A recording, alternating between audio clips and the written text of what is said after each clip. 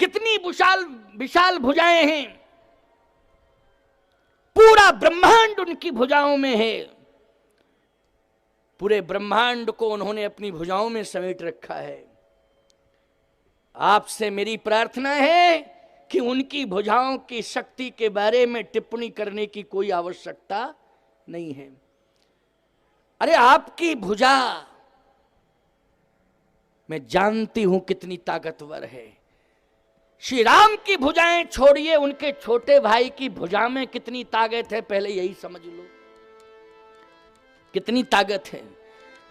मंदोदरी बोली, रामानुज लघु रेख खिंचाई,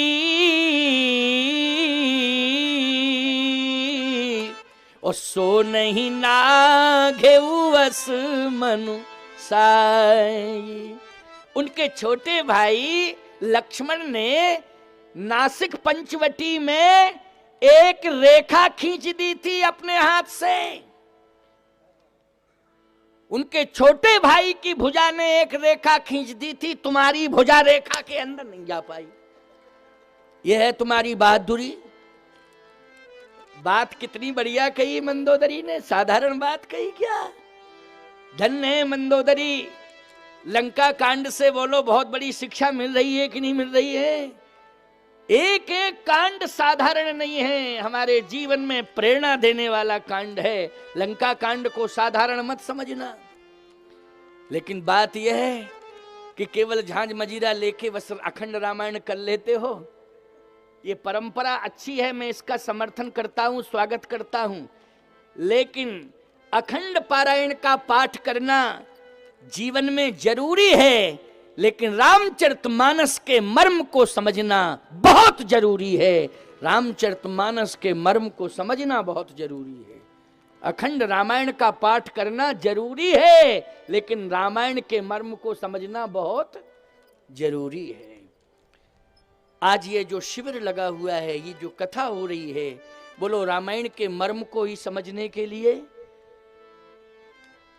रामानुज लघु रेख खिंचाई, सो नहीं नाघेउ अस मनु साई।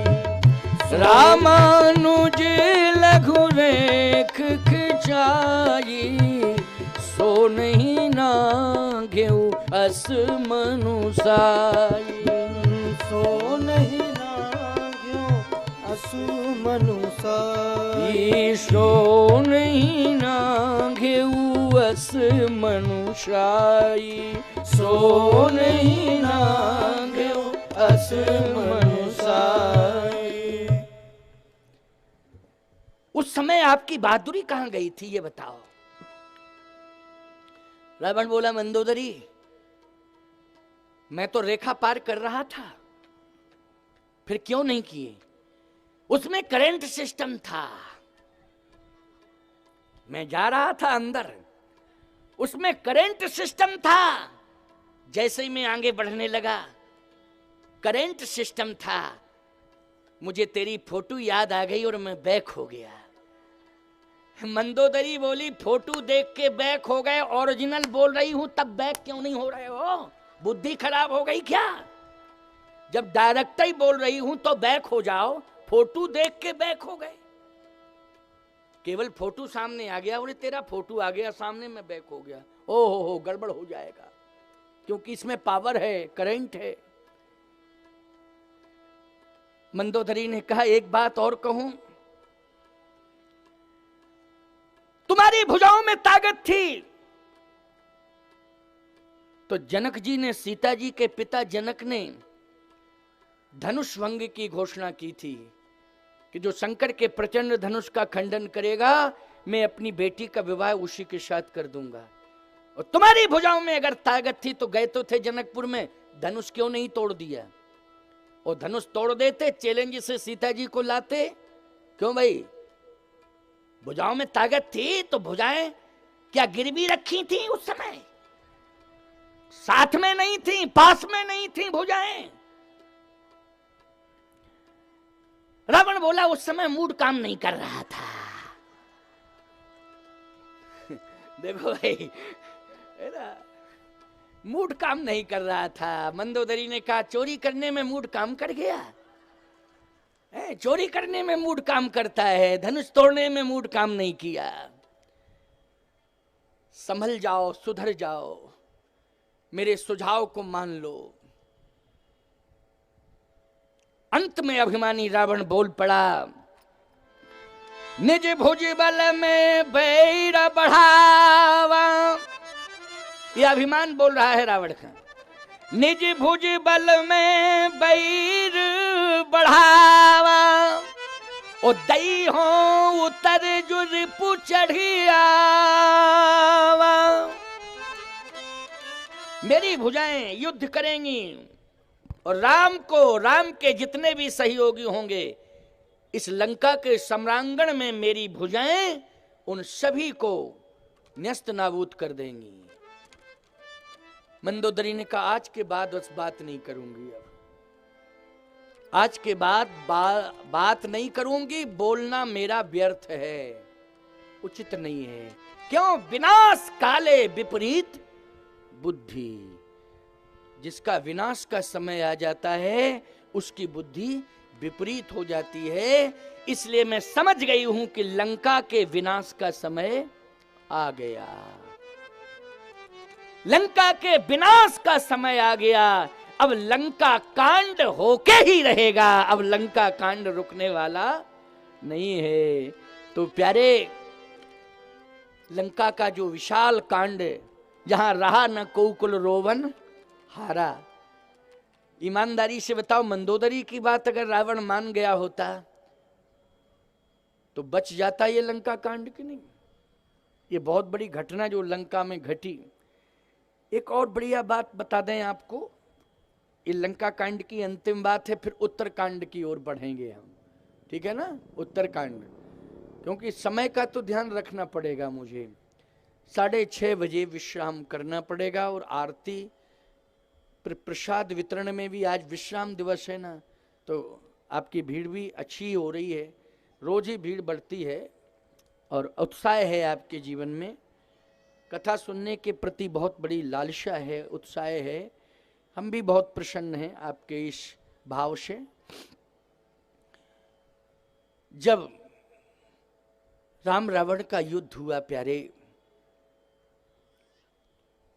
उस युद्ध में विभीषण जी ने जब मृत्यु का रहस्य बताया भगवान राम को, नाव कुंड पीयूष वश याके नाथ जियत रावण बल ताके। तो जब मृत्यु का रहस्य विभीषण जी ने बताया कि नाभि में अमृत है और जब तक वो अमृत रहेगा इसकी मृत्यु नहीं होगी प्रभु, इसलिए पहले इसके अमृत को नष्ट किया जाए। इसका मतलब है कि इस मृत्यु के रहस्य को बताने वाला विभीषण है। भगवान ने 31वां बाण छोड़ा, वही अमृत कुंड को नष्ट करता है। छाणस सर 31 रघुनायक शायक चले मानहु काल फणीश। 31वां बाण जब चला तो सीधा नाभि कुंड में जाकर के प्रवेश करता है और उस नाभि कुंड में जो अमृत था उस फणीश ने उस अमृत का शोषण कर लिया। रावण कहां राम रन हतो पचारी कह के गिर पड़ा। अंत में उसने ये कहा है, कहां राम रन हतो पचारी, और कह करके रावण गिर गया। जैसे ही रावण गिरा, मंदोदरी के पास सूचना पहुंची कि तुम्हारे पति की मृत्यु हो गई। मंदोदरी ने कहा, ये तो मैं समझ रही थी कि मृत्यु सुनिश्चित है, लेकिन जरा मैं देखना चाहती हूं कि मृत्यु के बाद क्या हुआ। मैंने अपने पति का जीवित अवस्था का स्वरूप देखा है, लेकिन मृत्यु के बाद का क्या स्वरूप है ये मैं देखना चाहती हूं। दौड़ पड़ी मंदोदरी, दौड़ पड़ी, और जैसे मंदोदरी दौड़ के आई तो देख क्या रही है, माथा पकड़ के रो रही है, और देख क्या रही है, दुर्दशा रावण की हो रही। काक कंक ले भुजा उड़ाही। कौआ जो है रावण की भुजा ले जा रहा है। ये रामायण का प्रमाण है, देखो लंका कांड का। मंदोदरी देख रही है ये।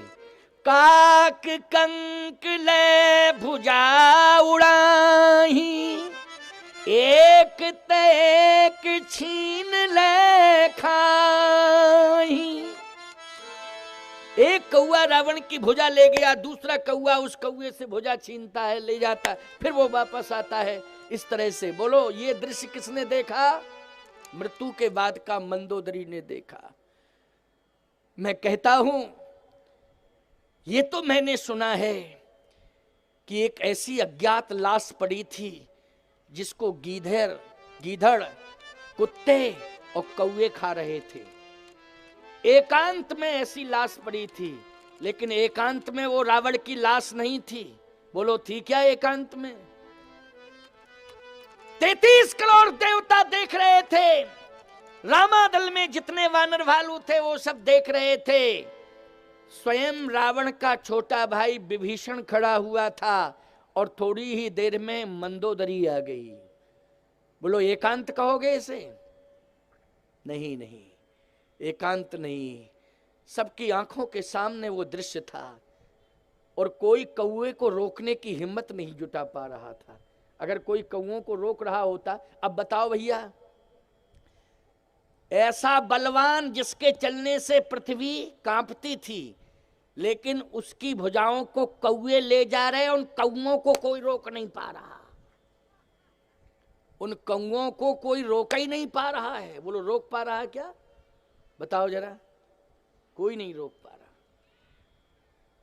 ये दुर्दशा, ये विडंबना अन्यायी की मृत्यु के बाद की है।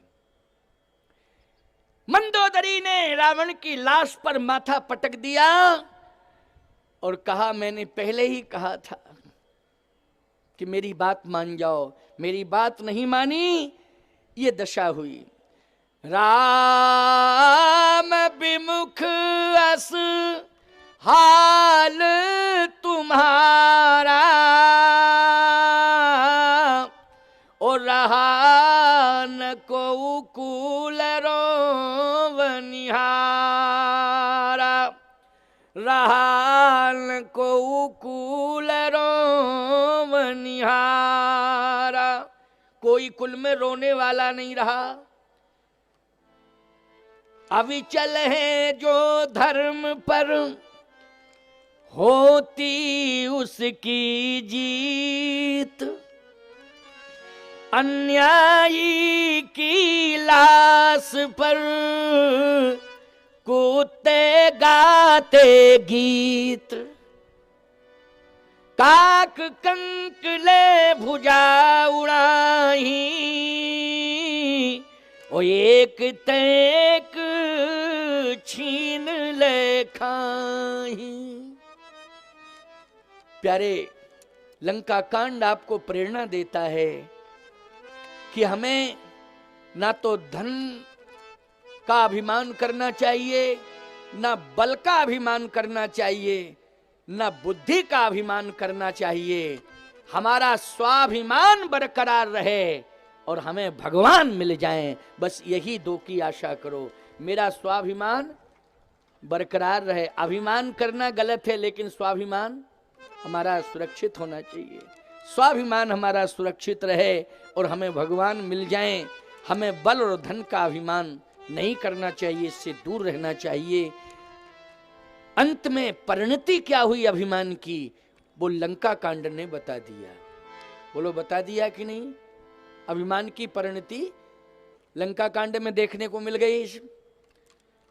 अभिमान नहीं करना चाहिए।